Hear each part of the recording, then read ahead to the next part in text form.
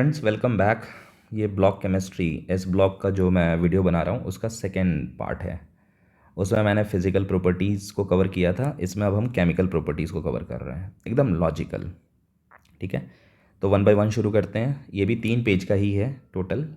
ठीक है, ये तो मैंने एक्सपेंड किया हुआ है, ये देखो 3 पेज है। Page number 1, page number 2 and page number 3, 3 page का है। तो आप अपनी कॉपी लेके बैठोगे, सबको लिख लोगे और उसको ऑर्गेनाइज कॉम्पैक्ट फॉर्म में लिख लेना है। मुश्किल से इसको रिवाइज़ करने में ना हार्डली 15 मिनट्स लगेगा कंप्लीट। ठीक है, छोटे छोटे एक्सप्रेशंस में जनरली मैं कभी भी किसी भी स्टूडेंट को बोलता हूँ तो इनऑर्गेनिक का एक ही मंत्र है, जितना कॉम्पैक्ट रखोगे, कोई इन्फॉर्मेशन नहीं छोड़ना है और उसको कॉम्पैक्ट रखना है, लैंग्वेज को मिनिमाइज़ कर लो ताकि नज़रें आराम से 10-15 मिनट में आपका पूरा रिवाइज़ कर लें। तो वो आपके साथ नॉलेज जाएगा। अगर मान लो आपने एस ब्लॉक का पूरा एक कॉपी बना ली तो किसी काम का नहीं, कूड़े में फेंक दो उसे, क्योंकि आप उसको रिवाइज़ नहीं कर पाओगे। तो इसलिए मैं हर एक को कहता हूँ बहुत कॉम्पैक्ट नोट्स होने चाहिए। ये टोटल मेरे जो आप अगर बनाओगे ना तो टोटल 8 पेजेस हैं, जो 4 पेजेस में आएंगे back to back photostat में। 4 पेज कितना टाइम लगेगा उलट के करने में? 15 मिनट मैक्सिमम। ऐसे ही हर एक का है और वो एग्ज़ाम में एक भी क्वेश्चन नहीं छोड़ता, ये स्टूडेंट्स का कमेंट मिलता है मेरे को। ठीक है, तो शुरू करते हैं वन बाय वन। आते हैं अब। सबसे पहला आता है रिएक्शन विथ एयर। अब एयर में 2 कंपोनेंट होते हैं, नाइट्रोजन एंड ऑक्सीजन, इसीलिए दोनों को हम लोग देखेंगे नाइट्रोजन और ऑक्सीजन के साथ अलग अलग। अब नाइट्रोजन के साथ कोई भी रिएक्ट करेगा तो नाइट्राइड बनाएगा, NiTRID, नाइट्राइड N3-। और ऑक्सीजन से रिएक्ट करेगा तो 3 कंपाउंड बन सकते हैं। एक हो सकता है ऑक्साइड जो कि O2 2 नेगेटिव है, O पे 2 नेगेटिव। दूसरा है पेरोक्साइड जिसमें O2 पे 2 नेगेटिव है, यहाँ पे O पे 2 नेगेटिव, यहाँ पे O2 पे 2 नेगेटिव है। और तीसरा है सुपर ऑक्साइड, यहाँ पे O2 पे 1 नेगेटिव है। थोड़ा सा मैं लार्ज कर देता हूँ इसे, O2 पे 1 नेगेटिव है। थोड़ा सा मैं इसके चार्ज डेंसिटी को डिस्कस कर लेता हूँ, क्योंकि रूल होता है ना, कंपेरेबल चार्ज डेंसिटी वाले स्टेबल बॉन्ड फॉर्म करते हैं। हमेशा ये ध्यान रखना, कंपेरेबल चार्ज डेंसिटी वाले ही स्टेबल बॉन्ड फॉर्म करेंगे। ये मैंने लिख भी दिया है, रूल है comparable charge density species form stable bond. अब N3-, बहुत ही भयंकर चार्ज डेंसिटी, क्योंकि चार्ज ही सातवें आसमान पे है, 3 नेगेटिव चार्ज, इसीलिए very high charge density. 3 by volume of nitrogen, यही आप करोगे ना इसका charge density, charge by volume, तो वॉल्यूम ऑफ नाइट्रोजन। अब ये सारे सेकेंड पीरियड के एलिमेंट हैं, ठीक है, तो ऑलमोस्ट सेम वॉल्यूम मान सकते हो। इसमें आ जाओ तो इसमें चार्ज तो 2 है और वॉल्यूम बहुत कम है एक ही ऑक्सीजन आइटम का। यहाँ पे चार्ज 2 है लेकिन वॉल्यूम डबल हो गया, डिनोमिनेटर डबल हो गया, इसीलिए 2/V0 है तो ये कैंसिल हो गया, 2 1/V0 हो गया, जस्ट इसका आधा चार्ज डेंसिटी हो गया। और इसमें एक नेगेटिव चार्ज, चार्ज आधा हो गया और वॉल्यूम उतना ही रह गया 2V। 1/2 को लिखोगे तो 0.5V0, यानी इसका भी आधा हो गया। तो ये जो दोनों होते हैं ये हाई चार्ज डेंसिटी में माने जाते हैं, और ये जो दोनों होते हैं ये मॉडरेट में माना जाता है और ये लो चार्ज डेंसिटी में माना जाता है। ये हर चीज़ का इलाज है। अब देखो कैसे आराम से आप कवर करते हो इन दोनों रिएक्शन को। नाइट्रोजन, ठीक है भाई, हाई चार्ज डेंसिटी वाले ही बॉन्ड बनाएंगे उसके साथ, तो इन सब पे चार्ज डबल होता है, 2-2 चार्ज होगा। अगर आप इसके चार्ज लिखोगे ना तो ये 2+ है, ये 2+ है, ये 2+ है, तो डबल चार्ज होने के कारण they are suppose to have a very high charge density. और लिथियम तो पता ही है बचपन से डायगोनल रिलेशनशिप के कारण Mg को कॉरस्पॉन्ड करता रहा है, तो ये तो इसका भाई हो गया। तो ये जो एलिमेंट है सिर्फ यही नाइट्रोजन से रिएक्ट करेंगे टू फॉर्म नाइट्राइड। अब आप कहोगे सर मान लो मैं मैग्नीशियम को नाइट्रोजन से ट्रीट करूँ, ठीक है, तो क्या बनेगा? मैं कहूँगा भाई मैग्नीशियम का नाइट्राइड बनेगा। आप कहोगे सर कैसे लिखेंगे? मैं कहूँगा कुछ नहीं करो, मैग्नीशियम को लिख दो Mg2+, क्योंकि ग्रुप 2 का है तो 2+ होगा, और नाइट्राइड मैंने बता दिया 3-, क्रॉस मल्टीप्लाई करो, और जैसे ही क्रॉस मल्टीप्लाई करोगे तो ये आ जाएगा Mg3N2, यही हो जाएगा। आई होप क्लियर है। तो ये चीज़ ध्यान में रखना है। और बाकी ये जो दिख रहे हैं ना लिथियम को हटा के ग्रुप 1 वाले, इनकी चार्ज डेंसिटी कम है, काफ़ी बैकवर्ड है चार्ज डेंसिटी के मामले में, एक एक सीधे आधा चार्ज हो गया, तो भाई इनका कोई रिएक्शन ही नहीं होगा नाइट्रोजन से, एकदम याद रखना इन चीज़ों को, no reaction with the nitrogen. इसीलिए सोडियम को ट्रीट करें जो कि यहाँ पे है तो नो रिएक्शन, कैल्शियम को ट्रीट करें तो धनाधन रिएक्शन। और कैसे? वही Ca2+ है, N3- से क्रॉस मल्टीप्लाई करके Ca3N2 बना दिया। ठीक है, अभी इसको मैं बताऊंगा, पानी में डिजोल्व करेंगे तो अमोनिया निकलेगा, वो वाटर के रिएक्शन में आएगा। अब आते हैं ऑक्सीजन में, ये थोड़ा सा इतना सुलझा हुआ नहीं है, थोड़ा सा उलझा हुआ है। 3 चीज़ें, एक है O2 2 नेगेटिव, आपको पता है ये हाई चार्ज डेंसिटी है, हाई चार्ज डेंसिटी वाला है, ठीक है। और ये पेरोक्साइड, ये मैंने लिख दिया था, ये मॉडरेट है, और ये सुपर ऑक्साइड लो चार्ज डेंसिटी वाला है। तो ये ग्रुप 1 के सारे आयंस को मैंने लिख दिया। तो Li+ very high charge density क्योंकि इसका वॉल्यूम बहुत छोटा है, Na+ का वॉल्यूम थोड़ा सा लार्ज हो गया, तो इसीलिए मॉडरेट होता है एमॉन्ग द ग्रुप 1 मेटल्स में। और बाकी K+, अच्छा दो छूट गए मेरे से, K, Rb एंड Cs+, ये सब के सब लो चार्ज डेंसिटी वाले हैं जितने भी देख रहे हो। तो इसीलिए अगर लिथियम हाई चार्ज डेंसिटी, तो हाई चार्ज डेंसिटी के साथ ही स्टेबल बॉन्ड बनाएगा, इसीलिए लिथियम को अगर O2 से ट्रीट करोगे तो हमेशा वो ऑक्साइड बनाएगा।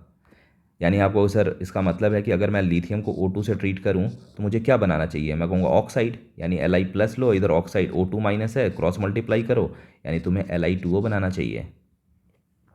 सिमिलरली आप कहोगे सर सोडियम ये मॉडरेट चार्ज डेंसिटी है, तो मैं कहूँगा मॉडरेट वाले के साथ ये जाएगा।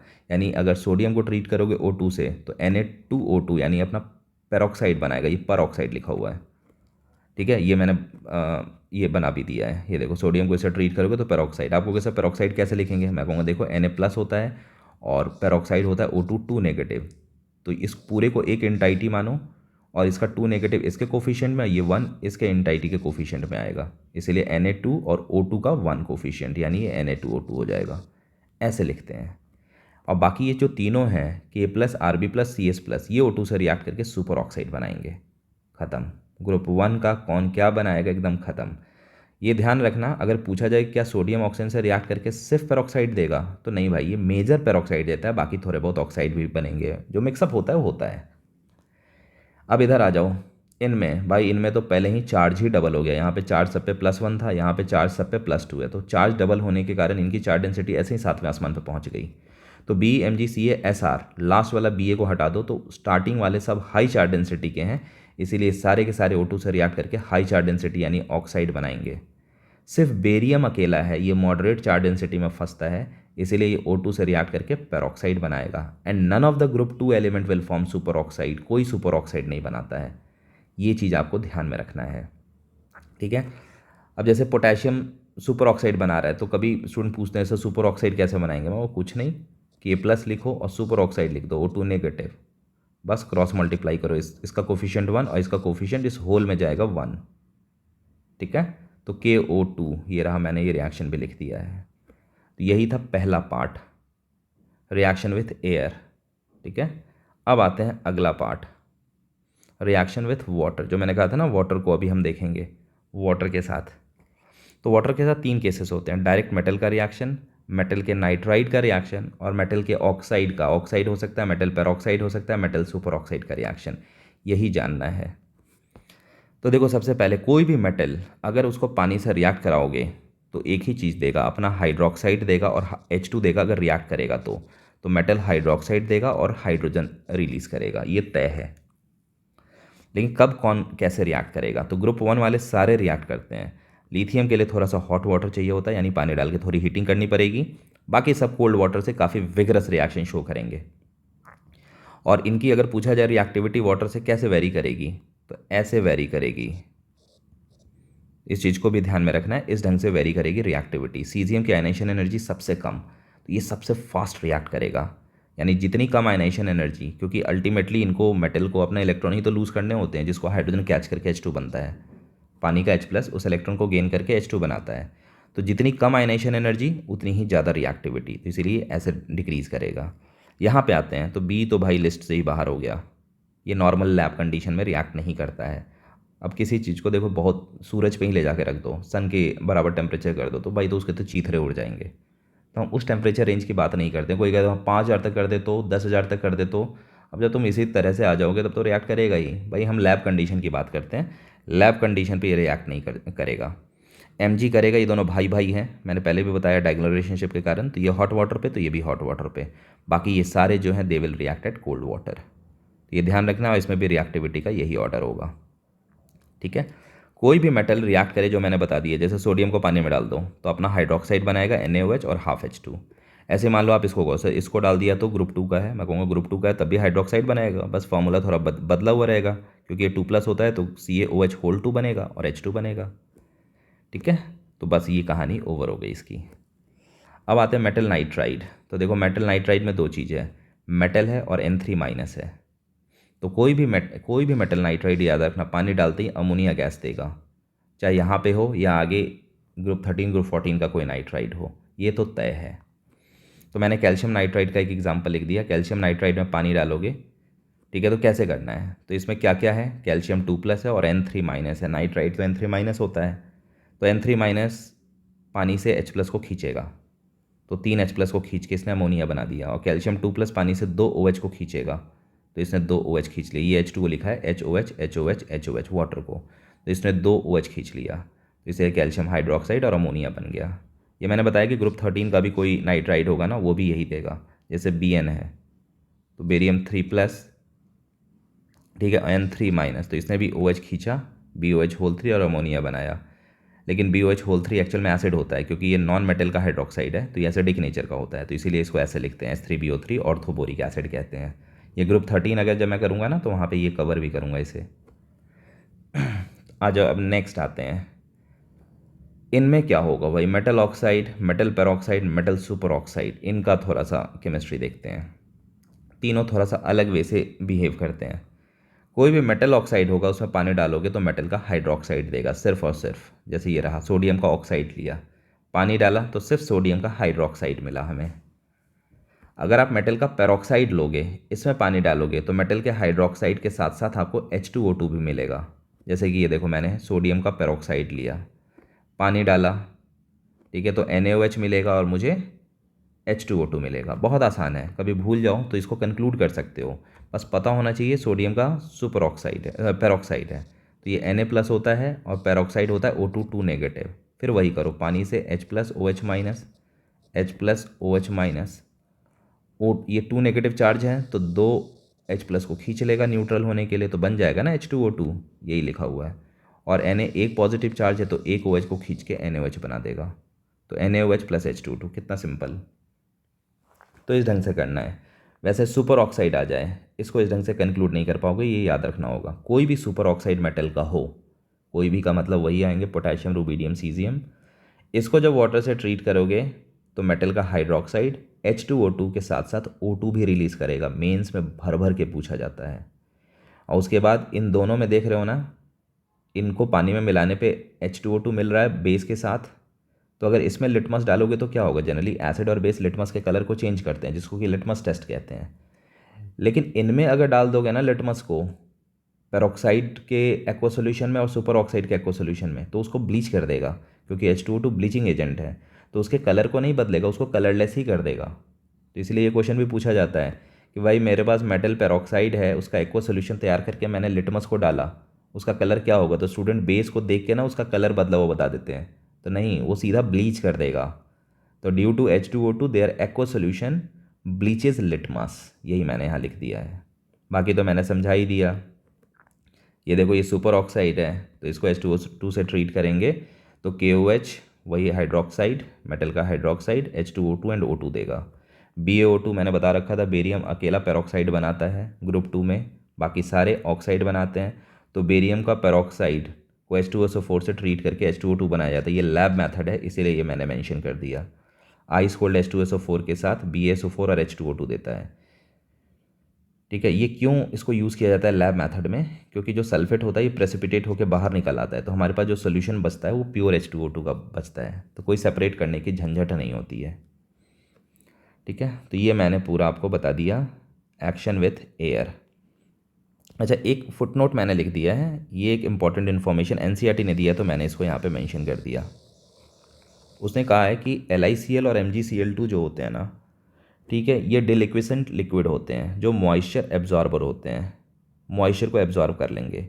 और फॉर्मूला भी दे दिया है, ठीक है। जो डिलिक्विसेंट होते हैं ये क्रिस्टलाइन फॉर्म में होते हैं। तो LiCl और MgCl2 जब पानी को, मॉइस्चर को एब्जॉर्ब करेंगे, तो LiCl LiCl.2H2O में बदलेगा और MgCl2 MgCl2.6H2O में बदलेगा।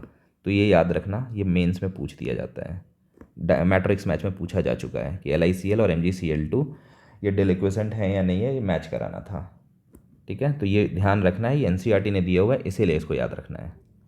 चलो अब आते हैं नेक्स्ट। अब हमारी स्टोरी है एक्शन विथ हैलोजेंस। बहुत इंपॉर्टेंट है, ये बहुत ही इंपॉर्टेंट। इसमें 4 पार्ट हैं, 1 2 3 4, सारे छोटे छोटे हैं। तो आज जो सबसे पहला हैलोजन से रिएक्ट करेगा तो क्या बनाएगा, तो हैलाइड्स बनाएगा। तो इसमें सारे के सारे रिएक्ट करते हैं, ग्रुप 1 में, और ग्रुप 2 में भी सारे रिएक्ट करते हैं एक्सेप्ट बी। बी का डायरेक्ट रिएक्शन नहीं होगा, बी को Cl2 से ट्रीट करोगे तो रिएक्ट नहीं करेगा, तो be no direct reaction, no direct reaction with X2। बाकी सब डायरेक्ट रिएक्ट करते हैं, ये रिएक्ट डायरेक्टली, ये भी रिएक्ट डायरेक्टली। इसके बाद ये पता नहीं मेंस को क्या प्यार है इनसे, मेंस ने इस चीज़ को बहुत बार पूछा है। जितने भी हैलाइड्स हैं एस ब्लॉक के, they all are soluble in water, सारे के सारे वाटर सॉलेबल हैं। ठीक है, अब कहानी है कि कौन वाटर इनसॉलेबल है, तो सिर्फ LiF एंड CSI ये वाटर इनसॉलेबल हैं। LiF वाटर इनसॉलेबल क्यों है? Due to the high lattice energy, इसका लैटिस ही नहीं टूटेगा। सॉलिड फॉर्म में होता है ना, लैटिस के फॉर्म में होते हैं आयनिक कंपाउंड, सॉलिड जो बनाते हैं लैटिस के फॉर्म में होते हैं, तो इसका लैटिस ही नहीं, पानी टक्कर मारता रह जाएगा, लैटिस नहीं टूटेगा, क्योंकि लैटिस एनर्जी हाई है, पानी उतना एनर्जी दे नहीं पाता है। और ये वाटर इनसॉलेबल क्यों है? क्योंकि इसकी लैटिस एनर्जी तो कम है लेकिन हाइड्रेशन एनर्जी बहुत लेस हो गई, देख रहे हो, वेरी लो, डाउनवर्ड एरो का मतलब लो हाइड्रेशन एनर्जी, तो हाइड्रेशन एनर्जी इसकी काफ़ी लो होती है। अब आप कहोगे सर इससे क्या हुआ, तो मैं कहता हूँ देखो सॉलिबिलिटी के लिए होनी क्या चाहिए, लैटिस एनर्जी के बराबर की एनर्जी हाइड्रेशन प्रोवाइड करता है, तो अगर ऐसी कंडीशन है तो सॉलिबिलिटी सॉल्युबल होगा। अब यहाँ पे लैटिस एनर्जी बहुत हाई हो जाता है, तो हाई लैटिस एनर्जी के कारण इसमें लैटिस एनर्जी जिसमें हाई ही लग गया टैग, तो वो हाइड्रेशन से ज़्यादा होता है, इसीलिए ये सॉल्युबल नहीं हो पाता है। और इसमें क्या होता है, हाइड्रेशन एनर्जी मर गया, लैटिस तो कम है लेकिन हाइड्रेशन उससे भी काफ़ी कम हो गया, तो अल्टीमेटली इसमें भी यही कंडीशन रह जाती है, इसीलिए ये भी सॉल्युबल नहीं हो पाता है। ठीक है, तो ये रीज़न बताया जाता है कि भाई इसकी लैटिस एनर्जी तो, इस केस में लैटिस एनर्जी तो कम है लेकिन हाइड्रेशन बहुत ही कम हो गया, इसीलिए ये वाटर इनसॉलेबल होता है। तो याद रखना, इस चीज़ को बहुत बार पूछा जा चुका है। सारे के सारे सॉलेबल होते हैं LiF और CSI, सिर्फ इन दोनों को छोड़ के बाकी सब सॉलेबल। और ये रीज़न भी पूछा जा चुका है, ये हाई लैटिस एनर्जी के कारण, ये लो हाइड्रेशन एनर्जी के कारण, बाकी इसमें कुछ भी नहीं है। ठीक है, अब आते हैं जो बी है, डायरेक्ट रिएक्शन नहीं है, इनडायरेक्ट रिएक्शन के थ्रू जब आप इसका हैलाइड बनाओगे ना, तो ये कोवलेंट नेचर का होगा, मैंने पहले ही बता दिया है। ठीक है, नेचर ऑफ कंपाउंड जो पहला पार्ट वीडियो है उसमें, कि बी का जो कंपाउंड होता है वो कोवलेंट होता है।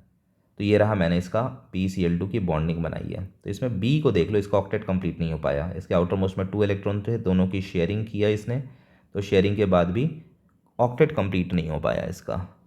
ठीक है, इनकम्प्लीट ऑक्टेट है, तो ये बहुत बड़ी आफत है। तब इसको ऑक्टेट कंप्लीट करना है, ठीक है, कोवलेंट है, ऑक्टेट कंप्लीट करना है, तो BCl2 अब ऑक्टेट कंप्लीट करने के लिए कुछ डिफरेंट टाइप का स्ट्रक्चर शो करेगा।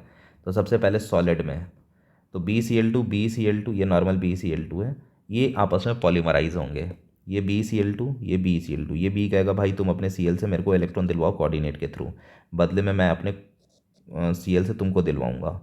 सिमिलरली अगले वाले में भी यही कॉम्प्रोमाइज़, और इस तरह से हर बी के चारों तरफ 4 बॉन्ड हो जाएंगे, 1 2 3 4, और इसका ऑक्टेट कंप्लीट हो गया, और ये सिलसिला चलता चला जाएगा, इसीलिए इसको कहते हैं ये पॉलीमरिक स्ट्रक्चर है। अब सिंस इसके चारों तरफ 4 बॉन्ड हैं, तो हाइब्रिडाइजेशन पूछी जाए तो इट इज़ sp3 हाइब्रिडाइजेशन। तो पूछा जाता है कि BCl2 सॉलिड फेज में किस में एग्जिस्ट करता है, तो पॉलीमर में, and what is the hybridisation, तो sp3। जब आप गैस फेज में आओगे, यानी इसको हीट करो हीट करो हीट करो, गैस बनाओ, तो भाई अब हीट कर रहे हो तो बॉन्ड टूटेंगे, तो बॉन्ड टूट जाते हैं। अब चाह के भी ऑक्टेट कंप्लीट नहीं कर पाता है, लेकिन फिर भी ये कोशिश करता है कि ऑक्टेट के पास तो जा सकें, तो इसीलिए ये एक BCl2 और ये दूसरा BCl2 दोनों आपस में आएगा, कहेगा भाई तुम मुझे कोऑर्डिनेट से दो, मैं तुम्हें दूंगा, और भी मैं चाह रहा था, ठीक है, ये कहेगा कि और भी मैं चाह रहा था ताकि ऑक्टेट कंप्लीट हो, लेकिन इतना ना हाई टेम्परेचर है कि वो पास नहीं आ पा रहे हैं हमारे, तो इसीलिए ये डाइमर के फॉर्म में एग्जिस्ट करेगा, डाइमर मतलब 2 मॉलिक्यूलर अटैचमेंट। और अब बी के चारों तरफ सिर्फ 3 बॉन्ड है, तो दैट्स वाई इसकी हाइब्रिडाइजेशन sp2 में कन्वर्ट हो जाती है। तो ये बहुत पूछा जाता है, सॉलिड में हाइब्रिडाइजेशन, गैस में हाइब्रिडाइजेशन। ठीक है, इसके अलावा ये भी पूछा जाएगा, ठीक है, कि पॉलीमरिक फॉर्म किस में होता है, डाइमरिक फॉर्म किस में होता है। तो ये हुआ, अब 2 और ख़त्म। ठीक है, पहला तो यही पूछा जाता है कि ये जितने भी हैं ना, इनको वाटर से बहुत प्यार होता है, PMgCa SrBa ये सब वाटर को एब्जॉर्व करेंगे। ठीक है, BCl2 4 वाटर को, MgCl2 6 वाटर को, बाकी सब 6, और BaCl2 2 वाटर को। अब स्टोरी क्या है कि इनका जो हाइड्रेटेड फॉर्म है, अगर हम इनके हाइड्रेटेड फॉर्म को हीट करेंगे तो क्या होगा, तो बी और Mg जो है वो हाइड्रोलाइज हो जाएंगे। हाइड्रोलाइज का मतलब पानी से रिएक्ट कर जाएंगे, इनसे अपने ही पानी के साथ ये रिएक्ट कर जाएंगे। जैसे कि मैंने यहाँ पे एग्जांपल लिखा है, वही लिख दिया, hydrolyse and react with water. Example, जैसे BeCl2 4H2O है, इसको अगर आपने हीट किया तो क्या बनाएगा ये, BeCl2 + H2O। देख रहे हो, मतलब टोटल 4H2O है, एक और ये 3 1 4 H2O है। ठीक है, अब 4H2O है तो उसमें से एक H2O के साथ ये रिएक्ट कर जाएगा, और इसके एक H2O के साथ रिएक्ट करते ही ये BeO + HCl बना देगा। तो BeCl2.4H2O ये आपस में रिएक्ट करके BeO + HCl बना दिया, और 3H2O तो बाहर निकल गया। यही होता है, यानी अपने एक वाटर के साथ रिएक्ट करके ऑक्साइड और HCl देगा। तो ये याद रखना, ऐसे Mg इसको भी ट्रीट करोगे तो 5 वाटर बाहर और एक H2O, जो छठे में से एक H2O होगा उसके साथ ये रिएक्ट करके MgO + 2HCl दे देगा। तो याद रखना, ये हाइड्रोलाइज होते हैं। बाकी हाइड्रोलाइज हैं, इसके सारे पानी निकल जाएंगे, इसको कहते हैं हम डिहाइड्रेट होना। जैसे ये देखो, इसको हीट किया तो ये CaCl2 सारे पानी बाहर, इसका कोई रिएक्शन नहीं हुआ। तो ये चीज़ ध्यान में रखना है, बहुत पूछा जाता है। इसके अलावा लास्ट एक सेगमेंट, ये देखो ये है, ये सेगमेंट बहुत ही आसान, स्टेबिलिटी पूछी जाती है। तो वही फिर से, ये छोटा आयन और ये सारे बड़े आयन, या ऐसे कह लो हाई चार्ज डेंसिटी और ये लो चार्ज डेंसिटी, इन सब की लो चार्ज डेंसिटी होती है। तो हाई वाला हाई चार्ज डेंसिटी के साथ ही स्टेबल होगा, तो Li+ की चार्ज डेंसिटी हाई, क्योंकि वॉल्यूम छोटा है इसका, और इसकी चार्ज डेंसिटी ज़्यादा। तो इसीलिए अगर आप F- के कंपाउंड का देखोगे ना, तो इसका Li+ के साथ बॉन्ड बहुत ज़्यादा स्टेबल होगा, इसीलिए इसकी इंथैल्पी ऑफ फॉर्मेशन जो होगी Li+ के साथ काफ़ी हाई होगी। बहुत पूछा जाता है ये। इंथैल्पी ऑफ फॉर्मेशन नेगेटिव होता है, नेगेटिव का मतलब एनर्जी रिलीज़ होगा। तो अगर F- को Li के साथ LiF के बनने में जो एनर्जी का रिलीज़ होगा ना, वो बहुत ज़्यादा होगा, वाइल CsF के फॉर्मेशन में जो एनर्जी का रिलीज़ होगा वो कम होगा। ठीक है, यही बता रहा है कि F- Li के साथ ज़्यादा स्टेबल होगा और Cs के साथ लेस स्टेबल होगा, ऊपर से नीचे स्टेबिलिटी कम होती जाएगी। ऐसे ही अगर इंथैल्पी ऑफ फॉर्मेशन के बारे में पूछा जाए, नेगेटिव इंथैल्पी ऑफ, भाई ये नेगेटिव ही होगा क्योंकि रिलीज़ है, इसको मैग्नीट्यूड वगैरह से मत जोड़ देना कि -3 इज़ लेस देन -2, नहीं भाई, यहाँ पे -F रिलीज़ को बता रहा है। तो यहाँ पे 10 जूल रिलीज़ होगा, जिसको कि हम -10 कहेंगे, यहाँ पे फिर -2 जूल रिलीज़ होगा, कम एनर्जी रिलीज़ होगी। ठीक है, तो ये पूछा जाता है। वाइल ये सब जो है ये बिगर हो गए, हाई चार्ज डेंसिटी, ये सॉरी लो चार्ज डेंसिटी, तो इसीलिए ये बिगर के साथ स्टेबल होगा लो चार्ज डेंसिटी वाले के साथ। तो ये इनके साथ ज़्यादा स्टेबल है, इनके साथ इनका ज़्यादा इंथैल्पी ऑफ फॉर्मेशन है। इंथैल्पी ऑफ फॉर्मेशन नेगेटिव वाली वैल्यू इनके साथ ज़्यादा होगी, वाइल इनकी इसके साथ लेस स्टेबल होगा, लेस इंथैल्पी ऑफ फॉर्मेशन होगा। ठीक है, तो ये क्वेश्चन बहुत पूछा जाता है, तो इसको याद रखना है आपको। इसके अलावा melting and boiling point group 1 के साथ ऑलवेज ध्यान रखो, कोई भी फ्लोराइड होगा, ठीक है, जैसे LiF है, ये उनके अदर हैलाइड के कंपेयर में इसके मेल्टिंग पॉइंट बॉइलिंग पॉइंट ज़्यादा होगी, यानी फ्लोराइड्स उसकी ज़्यादा होगी क्लोराइड से, ब्रोमाइड से, आयोडाइड से। Stronger bond is the reason. तो LiF, LiCl, LiBr, Li दे दे, तो आप सीधे कहोगे LiF की मेल्टिंग बॉइलिंग पॉइंट ज़्यादा होगी और ग्रेजुअली आई की तरफ डिक्रीज़ होगी, इस लॉजिक के अकॉर्डिंग। ऐसे ही NaF हो तो NaF ज़्यादा, NaCl, NaBr, Nai ये भी ग्रेजुअली डिक्रीज़ होती जाएगी, एंड सो ऑन। बाकी सब में भी यही होगा। तो मेल्टिंग एंड बॉइलिंग पॉइंट ये भी पूछा जाता है।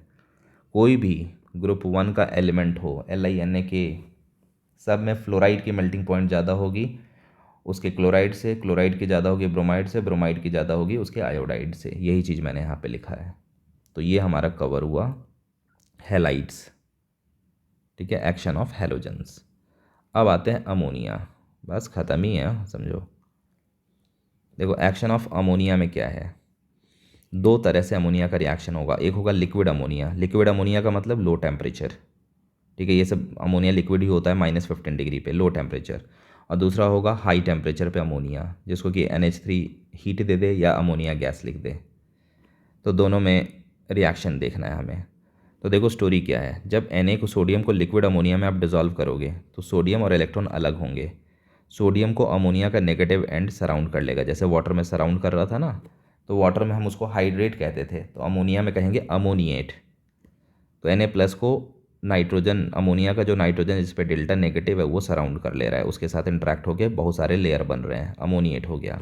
एंड सिमिलरली इलेक्ट्रॉन को हाइड्रोजन के ऊपर जो डेल्टा H+ है वो सराउंड कर रहा है और इसका भी अमोनिएशन हो गया, तो दोनों अमोनिएट हो जाते हैं। वही मैंने यहाँ लिख दिया है Na plus liquid ammonia Na plus NH3 x क्यों, हमें पता ही नहीं यार कितने नंबर में है वो, ठीक है, 4-5 लेयर तो बनेगी, अब कितने वाटर नहीं पता है तो इसीलिए एक्स लिख देते हैं। सेम चीज़ इलेक्ट्रॉन के चारों तरफ कितने लेयर हैं, कितने अमोनिया नहीं पता है तो इसमें NH3 लिख देते हैं। अब यहाँ पे देखो एक इलेक्ट्रॉन फ्री हो गया, अनपेयर्ड हो गया। इस अनपेयर्ड इलेक्ट्रॉन के कारण सोडियम का लिक्विड अमोनिया में जो सोल्यूशन होगा, sodium in liquid ammonia solution, ये पैरामैग्नेटिक होगा। देख रहे हो ना, due to unpaired electron it is paramagnetic, और पैरामैग्नेटिक है तो कलर्ड भी हो जाएगा, ब्लू कलर आता है इसका। बहुत बार पूछा गया है, IIT एडवांस में 2 बार पूछा गया है, मेंस में तो ना जाने कितनी बार पूछा गया है, तो ये याद रखना है आपको। फिर ये भी पूछा जाता है कि कंसंट्रेशन बढ़ा दे तो, भाई कंसंट्रेशन बढ़ा दोगे तो इलेक्ट्रॉन इलेक्ट्रॉन पास आने लगेंगे, अमोनिएटेड इलेक्ट्रॉन, और पास आने पे ये क्लस्टर बना देंगे और ये डायमैग्नेटिक हो जाएंगे। देख रहे हो ना, पास पास आ गए, क्लस्टर बना के डायमैग्नेटिक हो जाएंगे। तो इसीलिए अगर हाई कंसंट्रेशन सोल्यूशन लोगे, in concentrated solution electron become close and forms diamagnetic, and colour उसका चेंज हो जाता है ब्लू से ब्रॉन्ज। NCERT का दिया हुआ लैंग्वेज है। तो ये पार्ट लिक्विड अमोनिया का पूरा ओवर होता है, और इसमें तो कुछ है ही नहीं, इसमें तो direct sodium plus ammonia NaNH2 plus half H2, जैसे वाटर के साथ नहीं करते थे Na plus H2O NaOH plus half H2, वैसे ही तो वाटर में HOH होता था, यहाँ HNH2 है, अमोनिया को लिख सकते हैं ना H एंड NH2, इसलिए सोडियम के साथ NH2 लग गया तो NaNH2 and half H2। Sodamide बहुत ही स्ट्रॉन्ग बेस होता है, ऑर्गेनिक केमिस्ट्री में बहुत बोलबाला है इसका, ठीक है। तो इतना था अमोनिया के साथ, इसी चीज़ को ध्यान में रखना है आपको। Now heading for the next. अब आते हैं हाइड्रोजन एंड कार्बन का रिएक्शन। देखो हाइड्रोजन के केस में कुछ नहीं है, इसमें सबसे इंपॉर्टेंट कंपाउंड जो है BH2 है, बाकी सिंपल है। ग्रुप 1 वाले सारे हाइड्रोजन के साथ रिएक्ट करके अपने हाइड्राइड देंगे। ग्रुप 2 वाले में बेरिलियम का डायरेक्ट रिएक्शन नहीं होता हाइड्रोजन के साथ, नो रिएक्शन डायरेक्टली H2 के साथ, ठीक है। और वाइल ये सारे के सारे डायरेक्ट रिएक्ट करके इनके भी हाइड्राइड बनेंगे। तो हाइड्राइड यहाँ पे MgH2, क्योंकि Mg पे 2+ है इसीलिए MgH2, इन सब पे 1+ है इसीलिए NaHKH, ऐसे फॉर्मूला है। BH2 इंपॉर्टेंट है क्योंकि ये कोवेलेंट होता है। अब कोवेलेंट होता है तो फिर से वही ऑक्टेट कंप्लीशन की प्रॉब्लम आई, 2 ही बॉन्ड बना के कहाँ से ये ऑक्टेट कंप्लीट कर पाएगा, 2 इलेक्ट्रॉन थे, दोनों की शेयरिंग कर ली इसने तो 4 ही हो पाए ना। तो 4, अब बाकी इलेक्ट्रॉन को कंप्लीट करने के लिए क्या करता है, दूसरे हाइड्रोजन के बॉन्ड को शेयर कर लेगा। देखो नॉर्मल बॉन्ड ये था, ये और ये रहा हाइड्रोजन का सर्कल, ये बॉन्ड था, तो ये बी आया, इसने फ्री में इसको शेयर किया। तो अब ये जो 2 इलेक्ट्रॉन है 3 से शेयर हो गए, इस बी के साथ, इस बी के साथ और हाइड्रोजन के साथ, इसीलिए इसको कहते हैं 2 इलेक्ट्रॉन 3 सेंटर बॉन्ड। और यही हर जगह होगा। सिमिलरली यहाँ पे इस तरफ से इसने शेयर किया इसके बॉन्ड को, ये था और ये था, ठीक है, तो इसने शेयर कर लिया और इस ढंग से ये चलता चला जाता है सीरीज़ अगले वाले में। तो ये जो बॉन्ड होता है ना, इसी को कहते हैं 2 इलेक्ट्रॉन 3 सेंटर बॉन्ड, और हर जगह 2 इलेक्ट्रॉन 3 सेंटर बॉन्ड ही बनते हैं इसमें। ये आगे इसको भी कोई शेयर कर रहा होगा, यहाँ पे भी इसको भी कोई शेयर कर रहा होगा, एंड सो ऑन। तो 2 इलेक्ट्रॉन 3 सेंटर बॉन्ड बनता है, और ये 2 इलेक्ट्रॉन 3 सेंटर बॉन्ड एक और कंपाउंड में बनता है ग्रुप 13 में, B2H6 में, वहाँ पे भी बनता है। यहाँ पे तो पॉलीमेरिक बन गया, यहाँ पे डाइमर के फॉर्म में बनता है। अब यहाँ पे ये भी पूछा जाता है कि क्या ये सारे एक प्लेन में हैं, तो नहीं, एक प्लेन में नहीं है। ये देखो ये ऊपर की तरफ है, तो 2 हाइड्रोजन ये हॉरिजॉन्टल हैं, तो ये वर्टिकल है, फिर ये हॉरिजॉन्टल, फिर ये वर्टिकल, फिर ये हॉरिजॉन्टल, ये वर्टिकल, इसीलिए प्लेन में नहीं होते हैं, नॉन प्लेनर होते हैं। ये सब पूछे जाते हैं क्वेश्चन। तो हाइड्रोजन के बारे में बस इतना ही ध्यान रखना। BH2 की केमिस्ट्री थोड़ी सी ध्यान रखनी है। 2 इलेक्ट्रॉन 3 सेंटर बॉन्ड होता है और मॉलिक्यूल नॉन प्लेनर होता है, कोवेलेंट होता है। अब आते हैं रिएक्शन विथ कार्बन। देखो कार्बन के साथ 3 कंपाउंड बनते हैं, जैसे ऑक्सीजन के साथ बने थे ना, ऑक्साइड, पेरोक्साइड, सुपर ऑक्साइड, वैसे कार्बन के साथ मीथेनाइड, C4 नेगेटिव, इसको कहते हैं मीथेनाइड, क्योंकि इसको पानी में अगर घुलाओगे ना, तो ऐसे मैं लार्ज कर देता हूँ इसको, पानी में अगर इसको घुलाओगे ना तो ये मीथेन देगा, इसीलिए इसको कहते हैं मीथेनाइड। दूसरा है प्रोपाइनाइड, प्रोपाइन C3 4- है, अगर इसको पानी में घुल, C3 है, C3 4- को पानी में घुलाओगे तो प्रोपाइन देगा आपको, ये प्रोपाइन है,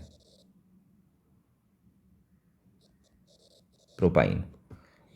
और तीसरा है एसिटिलाइड या इथाइनाइड, ये एसिटिलीन गैस देता है, ये देखो C2 नेगेटिव, पानी में घुलाओगे तो C2H2 यही है H C triple bond CH। फलों को पकाने में ये गैस काम आती है ऑर्गेनिक केमिस्ट्री में। ठीक है, तो ये एसिटिलीन देगा, तो इसीलिए एसिटिलाइट भी कहते हैं, या इसका आईयूपैक नेम होगा इथाइन, तो इथाइनाइड भी कहते हैं इसे। अब चार्ज डेंसिटी फिर से ये टॉप पे बैठा हुआ है, 4 नेगेटिव चार्ज और वॉल्यूम एक ही कार्बन आइटम का वॉल्यूम। उसके बाद सेकंड ये है, यहाँ पे चार्ज डेंसिटी 4/3, यहाँ पे एक वॉल्यूम है तो यहाँ पे 4/1 सिंगल वॉल्यूम, यहाँ पे 4/3 तीन वॉल्यूम है, 3 कार्बन आइटम है, और यहाँ पे 2/2। तो चेक कर लो, ये रेशियो 4 आ रहा है, ये रेशियो 1.33 आ रहा है, ये रेशियो 1 आ रहा है। तो ये सबसे ज़्यादा चार्ज डेंसिटी, ये मॉडरेट चार्ज डेंसिटी, और ये लो चार्ज डेंसिटी। अब कहानी कौन क्या बनाएगा, ये तो रिलेटिव टर्म में मैंने बताया है हाई। अब देखो सबसे हाई चार्ज डेंसिटी इसकी है बी की, और इसका भाई एल्यूमिनियम। मैंने उसको नहीं लिखा क्योंकि एस ब्लॉक का नहीं है, लेकिन जो कैरेक्टरिस्टिक इसकी वही इसकी। तो अगर बी को तुम कार्बन से रिएक्ट कराओगे तो ऑलवेज मिथेनाइड बनेगा, क्योंकि हाई चार्ज डेंसिटी वाले के साथ होगा। ऐसे ही पूछ दे एल्युमिनियम को कार्बन से ट्रीट करेंगे तो क्या बनाएगा, तो वो भी मिथेनाइड ही बनाएगा। ठीक है, क्योंकि ये दोनों डायगोनल रिलेशनशिप से सेम कैरेक्टरिस्टिक होल्ड करेंगे। उसके बाद आते हैं, ये दोनों मॉडरेट रेंज को फॉलो करते हैं इसके कॉरस्पॉन्डिंग के, तो Li+ और Mg2+। ठीक है, ये मॉडरेट रेंज में इसके कॉरस्पॉन्डिंग मॉडरेट। ठीक है, ये चार्ज डेंसिटी जो है, इस चार्ज डेंसिटी के रेंज में कौन आ पाते हैं, सिर्फ ये दोनों आ पाते हैं। तो इसीलिए Li+ और Mg2+ ये फॉर्म करेंगे प्रोपाइनाइड, ये रहा। और बाकी जो जितने भी हैं ना, ये सब कम चार्ज डेंसिटी वाले हैं, ये सारे के सारे फॉर्म करेंगे एसिटिलाइड। ठीक है, तो ये पता चल गया। मान लो कह दे कि भाई मैग्नीशियम को मैं कार्बन से ट्रीट कर रहा हूँ, क्या बनेगा, तो आप तुरंत कहो इस लिस्ट को याद करो, अच्छा उसमें तो प्रोपाइनाइड बनता है, तो मैग्नीशियम को लिखो Mg2+, और प्रोपाइनाइड जो है वो लिखो, इसको होल पे 4- है, ये क्रॉस मल्टीप्लाई करो और लिख दो कि ये बनेगा Mg4C3 होल में लगेगा 2, और सिंपल रेशियो अगर करोगे तो 2×2 = 4, यानी Mg2C3 पे अब सिर्फ 1 रह गया, ये बन गया। तो इन सब चीज़ों को ध्यान में रखना है।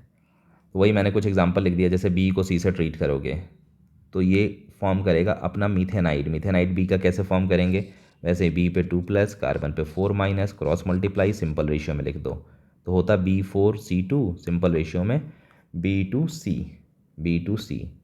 कोई पूछे कि इसको पानी में डिजोल्व किया क्या बनेगा, तो आप कह दो भाई C4- है, 4H+ को लेके मीथेन बनाएगा, और बी पे 2+ है तो 2OH को लेके BOH2 बनाएगा।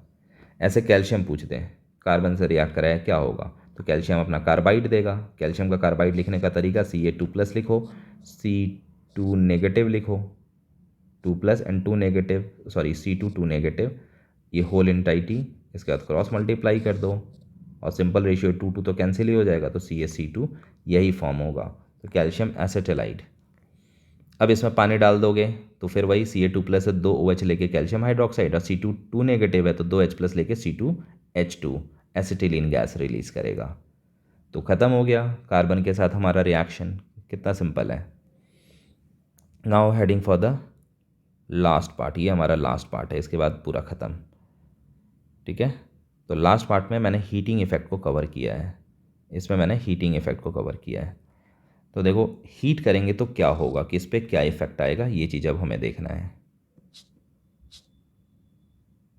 यहाँ से मैं कर देता हूँ। देखो कोई भी कार्बोनेट, सबसे आसान है कार्बोनेट, ये मैंने ग्रुप 1 लिख दिया, ये ग्रुप 2 लिख दिया, ये डायगोनल रिलेशन से Li हमेशा ग्रुप 2 को कॉरस्पॉन्ड करेगा। तो ये जो जितने एलिमेंट्स हैं ग्रुप 2 के और Li के, इनको हीट करोगे ना, इनके कार्बोनेट को हीट करोगे तो इनका जो कार्बोनेट है डिसोसिएट होके मेटल का ऑक्साइड और CO2 देगा। जैसे कि CaCO3 हीट करो तो अपना ऑक्साइड दे दिया CaO और CO2। वैसे ही Li, क्योंकि ये इसी को कॉरस्पॉन्ड कर रहा है डायगोनल रिलेशनशिप से, तो इसको भी हीट करोगे तो अपना ऑक्साइड और CO2 देगा। वाइल ग्रुप 1 एक्सेप्ट Li, वो तो डायगोनल रिलेशनशिप के कारण अलग हो गया, रेस्ट जो बाकी ग्रुप 1 के एलिमेंट है नो इफेक्ट ऑफ हीटिंग पे कुछ नहीं होगा। इसीलिए अगर कभी बोल दे कि compound A which is a carbonate on heating releases CO2, तो समझ जाओ ये एलिमेंट्स नहीं है, वो इन एलिमेंट्स में कोई एक हो सकता है, अगर वो S ब्लॉक का हुआ तो। बाकी S ब्लॉक का जिंक का कार्बोनेट भी ऑक्साइड और CO2 में ही टूटेगा। मतलब ये एक जनरल सीरीज़ है, जिंक हो Pb हो सब ऐसे ही टूटता है, सिर्फ इन पे कोई असर नहीं होगा। नेक्स्ट आते हैं नाइट्रेट। देखो नाइट्रेट में क्या है, नाइट्रेट सारे टूटेंगे लेकिन अलग अलग तरीके से।